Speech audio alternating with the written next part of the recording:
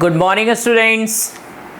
Hello students, कैसे हैं आप लोग? ओके तो अब हम आगे बढ़ने जा रहे हैं। टॉपिक नंबर 13 पे पहुंच गए हैं। टोटल स्टूडेंट इस चैप्टर में कितने टॉपिक्स हैं? टोटल 15 पॉइंट्स मैंने आपको बताए थे लेक्चर 0 में। 15 पॉइंट्स पे डिस्कशन करने के बाद हम एक अच्छे क्वेश्चन पर आएंगे। अभी तो हम बेसिक सीख रहे हैं कि चैप्टर में है क्या, कैसे कैसे आगे बढ़ना है। स्टूडेंट आपने देखा 10th में जितना आपने एक पूरी बुक में पढ़ा था मैथ्स में, उतनी बात यहाँ एक चैप्टर में ही नजर आने लगी है। वहाँ एक फॉर्मूला आप लर्न करते थे प्लस बी का होल स्क्वायर, क्वाड्रेटिक फॉर्मूला पढ़ लिया, x equal to minus B plus minus root B square minus 4ac divide by 2a। उस पर पूरी एक्सरसाइज चल रही। यहाँ पे इतने सारे कॉन्सेप्ट, इतने सारे डेफिनेशन, इतनी सारी बातें पहले ही चैप्टर में आ गई। तो आप सोचो कितना ज़्यादा होगा सिलेबस, उसके अकॉर्डिंग हमें तैयार करना है। तो आपको बहुत पढ़ाई करनी पड़ेगी। ओके स्टूडेंट, बहुत पढ़ना होगा। उसके लिए आपको कुछ नहीं करना है, रेगुलर वे में ये सारे हमारे लेक्चर्स देखने हैं। इसके लिए आपको पहले ये चैनल जो है सब्सक्राइब करना होगा। आपका अपना प्यारा सा चैनल है ये, लक्ष्मण सर जी के नाम से। तो सब्सक्राइब कर लें और रेगुलर वे में आप देखें डेली ही लेक्चर अपलोड कर रहा हूं मैं। तो ये किसके लिए? अपने लिए नहीं कर रहा हूं, आपके लिए कर रहा हूं कि आपकी बेसिक क्लियर हो जाए, घर बैठे क्लियर हो जाए, कहीं आना जाना नहीं पड़े। ओके स्टूडेंट, तो ये सारी बातें रेगुलर वॉच करनी है। तो अब हम बात करने जा रहे हैं लेक्चर नंबर 11, प्रॉपर्टीज पर बात करने जा रहे हैं। ओके स्टूडेंट, प्रॉपर्टीज पर बात करने जा रहे हैं। ओके, प्रॉपर्टीज क्या है स्टूडेंट सेट्स पर? तो स्टूडेंट मैं आपको बता दूं, ये जो यूनियन है ना, ये प्रॉपर्टी आपको ध्यान आ रही क्लास 4th और 5th। आजकल तो मैं बता दूं क्लास 2nd और 3rd में भी ये सब बातें आ गई। जब मैं पढ़ाई करता था उस टाइम क्लास 10th में थी ये सब बात। आज मैं देख रहा हूं धीरे धीरे उतर के ये क्लास 3rd तक पहुंच गई। कौन सी बात? 3 में 4 प्लस करें या 4 में 3? टीचर बोलती है इसको कॉम्यूटेटिव लॉ बोलते हैं। कॉम्यूटेटिव का मतलब ऑर्डर चेंज कर दें, फिर भी कोई फर्क नहीं पड़ेगा। ओके स्टूडेंट, फिर भी कोई फर्क नहीं पड़ेगा। करें ए में बी को यूनियन करें या बी से ए का यूनियन करें, जैसे क्लास 3 में होता है। 3 में 4 को प्लस करें या 4 में 3 को प्लस करें, एक ही रिजल्ट आएगा। तो सिमिलरली स्टूडेंट यहां पर ये बता रहे हैं फर्स्ट प्रॉपर्टी में कि यूनियन भी और इंटरसेक्शन भी, दोनों यूनियन भी और इंटरसेक्शन भी दोनों ही कॉम्यूटेटिव लॉ को फॉलो करेंगे। ओके, ये बात तो अब तक मुझे आपको लगता है लर्न हो गई होगी। क्लास 4th की बात आज फिर से रिवाइज कर ली हमने। वहां एडिशन कर रहे थे, लेकिन आज हमने नया इसी चैप्टर में यूनियन पढ़ा क्लास 11 पर। तो यूनियन पर भी वो बात अप्लीकेबल है, इतनी कोई वरीड वाली बात नहीं है। वही वाली बात हम आगे कंटिन्यू कर रहे हैं, लेकिन यूनियन के साथ। ओके स्टूडेंट, तो करें कि यूनियन हो चाहे इंटरसेक्शन, वो भी कॉम्यूटेटिव लॉ को फॉलो करेंगे। कॉम्यूटेटिव लॉ को फॉलो करेंगे। कॉम्यूटेटिव लॉ क्या है? ए यूनियन बी करें या बी यूनियन ए करें, ऑर्डर बदल जाए फिर भी फर्क नहीं पड़ेगा। ओके स्टूडेंट, ये कॉम्यूटेटिव लॉ है। अभी मैंने आपको फर्स्ट प्रॉपर्टी बता दी, तो आपको लर्न करनी है। सेकेंड प्रॉपर्टी स्टूडेंट ध्यान से देखो आप यहां पर। सेकेंड प्रॉपर्टी, पहले बी का सी के साथ यूनियन ले रहे थे, यहां पे हम बी का पहले ए के साथ ले रहे हैं। स्टूडेंट आपको याद है इसको क्या बोलते थे? इसको बोलते थे एसोसिएटिव लॉ। एसोसिएटिव लॉ है ये। कैसा लॉ है? एसोसिएटिव नाम देते थे हम इसको। उसमें क्या होता था? पार्टनर चेंज कर दें। पहले बी का पार्टनर सी था, अभी बी का पार्टनर ये है, ए है। पार्टनर चेंज होने से भी कोई फर्क नहीं पड़ रहा है। Left hand side equal to right hand side करें, चाहे बी का सी के साथ लेने के बाद ए का यूनियन लो आप, या ए बी का पहले यूनियन लेके सी का यूनियन लो आप, रिजल्ट एक ही आएगा। और इंपॉर्टेंट बात यह है स्टूडेंट कि इंटरसेक्शन भी इस बात को फॉलो करता है। तो अभी स्टूडेंट दो प्रॉपर्टी हमने स्टडी कर ली है। दो प्रॉपर्टी स्टडी कर ली है, वो क्या है? कह रहे हैं कि यूनियन और इंटरसेक्शन दोनों ही कॉम्यूटेटिव लॉ को फॉलो करते हैं। यूनियन और इंटरसेक्शन दोनों ही एसोसिएटिव लॉ को भी फॉलो करते हैं। ओके स्टूडेंट, यहां पर देखो आप, एक ही सेट का अगर हम ए का ए के साथ ही यूनियन लें तो भी ए आएगा, और ए का ए के साथ इंटरसेक्शन लें तो भी ए आएगा। ओके स्टूडेंट, इनके कहने का मतलब अगर इक्वल सेट्स होंगे तो चाहे आप यूनियन लो चाहे इंटरसेक्शन, आंसर एक ही आएगा। आगे बात समझ। कह रहे हैं ए का ए से यूनियन भी ए होगा, ए का ए से इंटरसेक्शन भी ए होगा। ये प्रॉपर्टी नंबर 3 है। ओके स्टूडेंट, नेक्स्ट हम देख रहे हैं प्रॉपर्टी नंबर 4। कह रहे हैं if A is the subset of B, A is the subset of B. ओ सबसेट की फिर से बात हो रही है। कह रहे हैं, और मैंने बताया था सबसेट के टाइम की कि ये सबसेट का मतलब छोटा सेट। किसका छोटा? कह रहे हैं कि ए बी का सबसेट है ना, इसका मतलब ए बी से छोटा है। और ए के सारे एलिमेंट बी में बिलोंग करते हैं, ए के सारे एलिमेंट बी में बिलोंग करते हैं। तो स्टूडेंट कह रहे हैं बी बड़ा सेट है और ए छोटा सेट है। तो आपको मैं बता दूं, एक बड़ा सेट हो और एक छोटा सेट हो तो यूनियन में हमेशा बड़ा सेट आता है, इंटरसेक्शन में छोटा सेट आता है। और माइनस करने से, कैसा माइनस, छोटे वाले में से बड़े वाले को माइनस करो कुछ नहीं आएगा, उसको बोलते हैं सेट की लैंग्वेज नल सेट। सेट की लैंग्वेज में कुछ नहीं को क्या बोलते हैं, नल सेट। ओके स्टूडेंट, कह रहे हैं ए बी का सबसेट है, ए बी का सबसेट है तो ए यूनियन बी क्या होगा, बी होगा। ए इंटरसेक्शन बी क्या होगा, ए होगा। और ए माइनस बी क्या होगा, नल होगा। ओके स्टूडेंट, ये रिजल्ट आपको लर्न करने हैं, प्रूफ के केस में हम यूज करेंगे, क्वेश्चन सॉल्व करने में भी यूज करेंगे। ओके, नेक्स्ट हम देख रहे हैं स्टूडेंट, ध्यान से देखो आप, यू की बात हो रही है। यू का मतलब यूनिवर्सल सेट।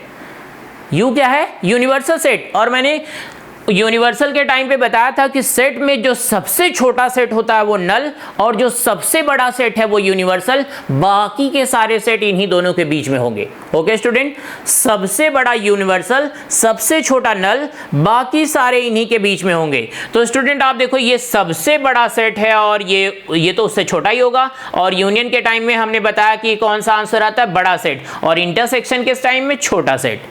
यहां पर वही लॉजिक यूज हो रही। ओके स्टूडेंट आप देखो, ये नल सेट है, इसका मतलब सबसे छोटा, इसका मतलब ये वाला इससे बड़ा होगा। तो यूनियन में हमेशा बड़ा सेट आएगा, इंटरसेक्शन में छोटा सेट आएगा, क्योंकि नल से छोटा तो कोई हो ही नहीं सकता। तो इंटरसेक्शन है तो नल का ही आना है। ओके स्टूडेंट, जनरल सी बात है, थोड़ा सा दिमाग पे जोर डालना है, इतना भी जोर नहीं डालना है फट जाए दिमाग, छोटा सा दिमाग होता है, इतना जोर नहीं डालना है फट जाए, इतनी टेंशन नहीं लेनी है कि सब कुछ खराब हो जाए। आराम से पढ़ना है, एंटरटेनिंग वे में, बात को समझनी है। नहीं समझ में आए तो फिर से 2 मिनट पेन कॉपी सब कुछ रख दो, सोचो क्या बोल रहे हैं। बेटा ये थिंकिंग का काम है, ये जो मैथमेटिक्स है ना, थिंकिंग एबिलिटी आपकी अच्छी होनी चाहिए। ओके, तो थिंकिंग कैसे करेंगे, जैसे मैं अभी अप्रोच कर रहा था, आपको बता दूं मेरी ये अप्रोच बहुत काम आती है। क्वेश्चन सॉल्व करते टाइम बड़ा अच्छा क्लियर हो रहा होता है। मेरे जितने भी स्टूडेंट हैं उनको एक भी डाउट नहीं है। क्यों? क्योंकि सारी बात क्लियर है उनको कि कहां पर कौन सी बात यूज हो रही, कौन सी नहीं यूज हो रही। ओके, आपको भी क्लियर हो जाएगा, गारंटीड। ओके स्टूडेंट आप देखो, कह रहे हैं कॉम्प्लीमेंट का कॉम्प्लीमेंट करें तो वही सेट आ जाएगा। ए का कॉम्प्लीमेंट ए कॉम्प्लीमेंट और ए कॉम्प्लीमेंट का कॉम्प्लीमेंट वापस ए पर आ गए हम। नल का कॉम्प्लीमेंट यू होगा, यू का कॉम्प्लीमेंट नल होगा। स्टूडेंट एक बात और आपने ध्यान दी होगी कि मैंने इतना चैप्टर पढ़ाया लेकिन कहीं पर इसको मैंने फाई नहीं बोला है, इस सिंबल को कहीं पर फाई नहीं बोला है। आपको मैं बता दूं कि फाई हम इसको बोलते हैं अर्थमेटिक में। इस चैप्टर में इसको नल सेट, वाइड सेट या एम्प्टी सेट ही बोलना है, फाई बिल्कुल नहीं बोलना है। क्यों? क्योंकि फाई ये एक सिंबल है जिसको हमने बोरो किया है इस चैप्टर के लिए, और इस चैप्टर नहीं बहुत सारे चैप्टर में हम बोरो कर रहे हैं। अभी अगला चैप्टर आएगा रिलेशन, उसमें हम बोलेंगे, उसमें भी फाई बोलेंगे। अगर फंक्शन है उसमें भी फाई बोलेंगे। प्रोबेबिलिटी में भी ये सिंबल यूज होता है, वहां भी फाई। ये क्या चल रहा है भाई, एक ही नाम सब में कैसे रख सकते हैं? तो सिंबल तो हमने बोरो कर लिया लेकिन नाम सबका अलग अलग, हर चैप्टर में नाम अलग है। फाई कहीं नहीं बोलेंगे। ओके, फाई इसका नाम है अर्थमेटिक में। अर्थमेटिक में इसको फाई बोलते हैं, सेट्स में इसको नल सेट, एम्प्टी सेट बोलते हैं, रिलेशन में इसको एम्प्टी रिलेशन बोलते हैं, फंक्शन में इसको एम्प्टी फंक्शन बोलते हैं, प्रोबेबिलिटी में इसको इम्पॉसिबल इवेंट बोलते हैं। ओके स्टूडेंट, हर जगह इसका नाम अलग है। सिंबल हमने बोरो किया क्योंकि सिंबल की मैथमेटिक्स में थोड़ी सी कमी है, तो हम एक ही सिंबल कई जगह यूज कर ले लेकिन नाम अलग रख दिया जिससे कंफ्यूजन नहीं हो। ओके बच्चों, ओके, तो ए कॉम्प्लीमेंट का कॉम्प्लीमेंट ए होगा, नल का कॉम्प्लीमेंट यू होगा, यू का कॉम्प्लीमेंट नल होगा। ओके, ए माइनस बी में मैंने आपको बताया था ए से कॉमन माइनस कर देते हैं, ए से कॉमन माइनस कर देते हैं। उसी को हम ऐसे भी लिखते हैं ए बट नॉट बी, ऐसा एलिमेंट जो ए में ही हो, ए ओनली, ए में ही हो, बी में नहीं हो।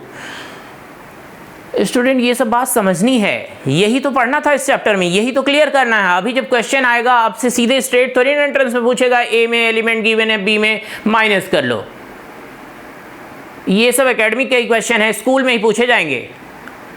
वहां पे जो क्वेश्चन होगा उस पर आपको दिमाग पे जोर डालना पड़ेगा, और अगर वो जोर पहले ही आपने डाल लिया तो वहां पे दिमाग पे ज़्यादा जोर नहीं होगा।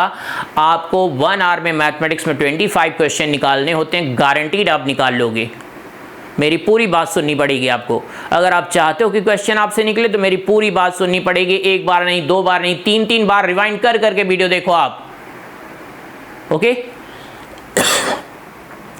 स्टूडेंट, नेक्स्ट क्या है, a minus B and b minus A का इंटरसेक्शन अगर हम पता करें तो वो क्या आएगा, नल। इसका मतलब a माइनस बी और b माइनस ए दोनों कैसे सेट्स हो गए? Disjoint sets. स्टूडेंट दो सेट में कुछ भी कॉमन नहीं तो डिसजॉइंट। इसका मतलब a माइनस बी और b माइनस ए दोनों कैसे सेट हैं? डिसजॉइंट सेट्स हैं, क्योंकि इनमें कुछ भी कॉमन नहीं है, क्योंकि कॉमन तो पहले ही माइनस कर चुके हैं। ओके, लेकिन अगर हम इसका यूनियन ले लें तो स्टूडेंट इसी को हम सिमेट्रिक डिफरेंस बोल रहे हैं। a minus B B minus A का इंटरसेक्शन नल है, a माइनस बी और b माइनस ए का यूनियन क्या है? a delta b। Okay student, okay. Next and सबसे important, De Morgan's law.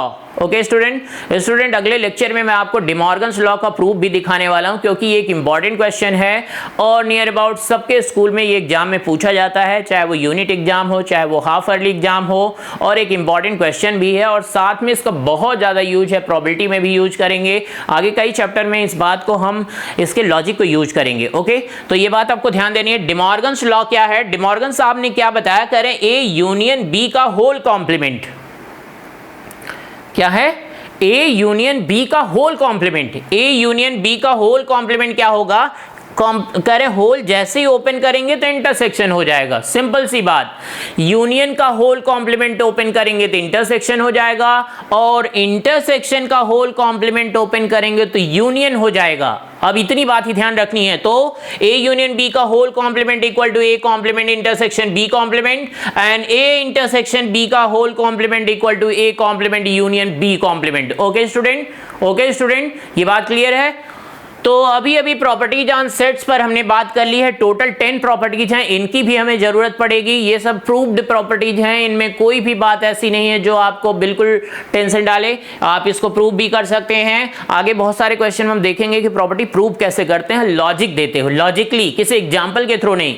Okay student कहीं पर अगर किसी स्टेटमेंट को फॉल्स दिखाना हो तो हम एग्जाम्पल दे सकते हैं, किसी स्टेटमेंट को फॉल्स दिखाना तो हम एग्जाम्पल दे सकते हैं, लेकिन ट्रू प्रूव करना हो तो हमें लॉजिक देनी पड़ेगी। इसीलिए जब भी कोई मैथमेटिक्स में स्टेटमेंट आएगा और कहेंगे प्रूव दैट, तो आपको लॉजिकली प्रूव करना पड़ेगा। अगर बोलते हैं कि आप दिखाओ कि ये फॉल्स है, तो आप एक छोटा सा एग्जाम्पल देके भी गलत प्रूव कर सकते हो। सिमिलरली वैसे ही जैसे जनरल लाइफ में होता है, अगर किसी को चोर प्रूव करना है कि ये आदमी चोर है, तो छोटी सी कोई बात दिखानी पड़ेगी आपको, कह रही यहाँ तो ये चोरी कर रहा था।